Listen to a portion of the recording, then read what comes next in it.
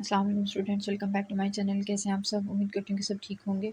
तो आज का जो हमारा टॉपिक है वो है जी पर्नीशियस अनीमिया। ठीक है, ये जो हमारा लास्ट लेक्चर गुजरा था जिसमें हमने मेगैलोब्लास्टिक अनीमिया पढ़ा था, तो मेगैलोब्लास्टिक अनीमिया का ही एक जो रीज़न थी, एक काज था, वो था पर्नीशियस अनीमिया।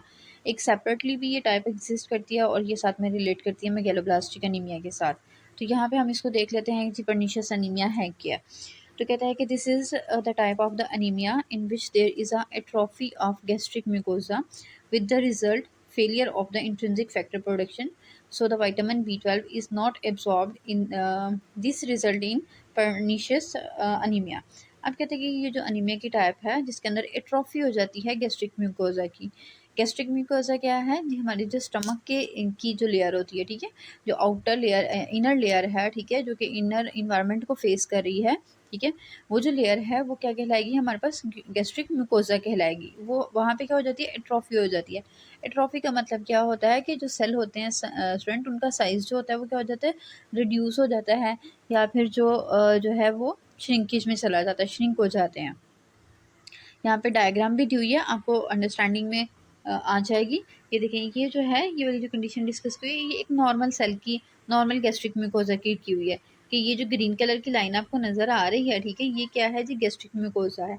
इसके ऊपर ये जो पर्पल कलर के आपको जो है ना वो ब्लॉक से नज़र आ रहे हैं और दरमियान में एक रेड से कलर का सर्कल नज़र आ रहा है, ये हमारे पास उन्होंने सेल का स्ट्रक्चर दिखाया हुआ है। ठीक है, अब ये जो सेल हैं, ठीक है, नॉर्मली ये सेल जो हैं गैस्ट्रिक म्यूकोजा की सरफेस पे प्रेजेंट होते हैं, जिनका काम क्या होता है कि एसिड को सेक्रीट करना और साथ में इंट्रिंसिक फैक्टर को सेक्रीट करना। अब क्या होगा कि जो जो ऐसे लोग जिनको पर्नीशियस अनीमिया होता है उनके अंदर, ठीक है, ये जो सेल हैं ये क्या हो जाते हैं? एट्रोफी में चले जाते हैं, यानी सेल का साइज साइज जो है वो बिल्कुल छोटा हो जाएगा, कम हो जाएगा। ठीक है, तो जब ये सेल का साइज ख़त्म हो जाएगा, रिड्यूस हो जाएगा, तो फिर उसके रिजल्ट में एसिड भी नहीं प्रोड्यूस होगा, यानी डाइजेशन भी नहीं होगी, और इंट्रिंसिक फैक्टर भी नहीं जो है वो उसका भी वो भी प्रोडक्शन नहीं उसकी होगी। तो जब वो प्रोड्यूस नहीं होगा तो विटामिन B12 की एब्जॉर्प्शन नहीं होगी। जब उसकी एब्जॉर्प्शन नहीं होगी तो जो है वो हीमोग्लोबिन या फिर जो आरबीसी की सिंथेसिस है वो ऑटोमेटिकली क्या हो जाएगी? डिस्टर्ब हो जाएगी। तो इस तरह से पेशेंट अनीमिया में जाएगा और वो जो अनीमिया है वो हमारे पास पर्नीशियस अनीमिया कहलाएगा। तो ये सारा इसके इंट्रोडक्शन में बताया हुआ था। नेक्स्ट काजेज़ में कह रहा है कि same as that the megaloblastic anaemia. इसके काजेज़ भी सेम उसी तरह से हैं जैसे हमने मेगैलोब्लास्टिक अनीमिया में जो है इनको डिस्कस किया था। ये काफ़ी लंबे काजेज़ हैं, लेकिन आप स्टूडेंट लास्ट वाले लेक्चर में इनको जो है ना वो खोल के अच्छे से जो है वो चेक कर लीजिएगा, आपकी बुक पे भी मेंशन होंगे। तो अगर पर्नीशियस अनीमिया आ जाता है तो आपने जो काजेज़ मेगैलोब्लास्टिक में पढ़े हैं वही आपने सेम जो है यहाँ पे भी मेंशन कर देना है। उसके बाद क्लिनिकल फीचर्स आ जाता है। क्लिनिकल फीचर का मतलब क्या है कि उसको साइन सिम्टम कौन से जो है ना वो होंगे। तो patient suffering from pernicious anaemia are less sick. कहते हैं कि ऐसे लोग जिनको पर्नीशियस अनीमिया होता है वो लेस सिक होते हैं, यानी इतने ज़्यादा बीमार नहीं होते, सीवियर कंडीशन नहीं होती। Then those suffering with the folate deficiency anaemia, उनके कंपैरेटिवली जो कि फोलेट डेफिशिएंसी अनीमिया को जो है वो सफ़र कर रहे होते हैं। Patient complain of weakness, patient जो है वो कंप्लेन करेगा, ठीक है, इशू बताएगा कि उसको वीकनेस है, वेट लॉस है, उसका डिस्निया है, डिस्पीनिया है। डिस्पीनिया हम किसे कहते हैं जी? शॉर्टनेस ऑफ ब्रेथ, यानी उसको सांस लेने में प्रॉब्लम आएगी। सिनकोप होगा। सिनकोप क्या होता है कि वो स्टेट होती है जिसमें जो है ना लॉस ऑफ कॉन्शियसनेस हो जाती है कि पेशेंट अपना जो शाऊर है, ठीक है, वो क्या हो जाएगा? वो उसका ख़त्म हो जाएगा, लॉस में चला जाएगा, उसको कोई चीज़ की समझ नहीं लगेगी। फिर उसके बाद the skin and the mucous membrane are pale, तो जो स्किन होगी और जो म्यूकस मेम्ब्रेन होगी, ठीक है, जो कि हमारे पूरे जीआईटी की सराउंडिंग में प्रेजेंट है एक मेम्ब्रेन, प्रोटेक्टिव मेम्ब्रेन, ठीक है, वो क्या हो जाएगी? पीले से कलर की हो जाएगी, पेल हो जाएगी, येलोइश हो जाएगी।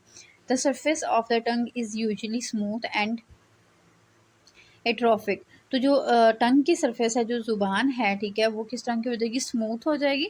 नॉर्मली अगर देखें तो हमारी जो टंग होती है वो मतलब स्मूथ नहीं होती, ठीक है, रफ सी उसकी सरफेस होती है, लेकिन इस कंडीशन में क्या हो जाएगा? स्मूथ हो जाएगी।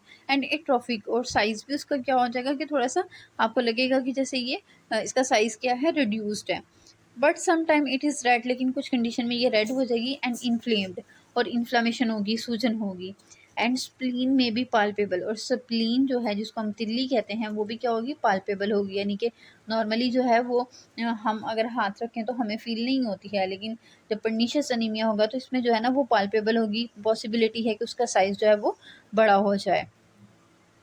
उसके बाद ट्रीटमेंट देखते हैं। तो ट्रीटमेंट में कहता है कि the anaemia is treated with the hydroxocobalamin 1000 microgram intramuscularly to a total of 4000 to 6000 microgram over the course of the 3 weeks. यानी कि कहता है कि 3 वीक का आपने उसको कोर्स करवाना है और उस कोर्स में आपने उसको 4000 से लेके 6000 तक जो है आपने इसकी डोज तो 1000 माइक्रो मिलीग्राम जो है इंट्रामस्कुलरली आपने सिंगल डोज में देनी है। यानी जो है ये मैक्सिमम आपने एक वीक में उसको 6000 तक डोज देनी है, लेकिन उसको डिवाइडेड करके देना है कि जो है ना वो 1000 मिलीग्राम सिंगल डोज है।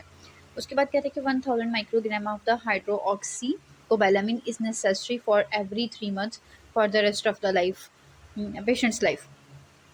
कहता है कि जो इस तरह के पेशेंट हैं इनके अंदर आपने पूरी ज़िंदगी के लिए, ठीक है, हर तीसरे माह के बाद, तीसरे महीने के बाद आपने हाइड्रोक्सी कोबालामिन का जो इंजेक्शन है, ठीक है, जो कि 1000 मिलीग्राम का होगा, वो आपने रिपीट करवाना है हर 3 मंथ के बाद।